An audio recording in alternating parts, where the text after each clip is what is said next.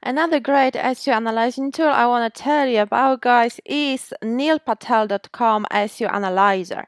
So basically, this is a free tool. It's quite in-depth. It's created by Neil Patel, and you have to go to his website, neilpatel.com/SEO Analyzer, and paste in the URL to test, and simply click enter. And now we've got results. So there's 84 on-page great scores, so this is fantastic. Organic monthly traffic, organic keywords that Shopify targets or ranks for, and number of backlinks, which is fantastic.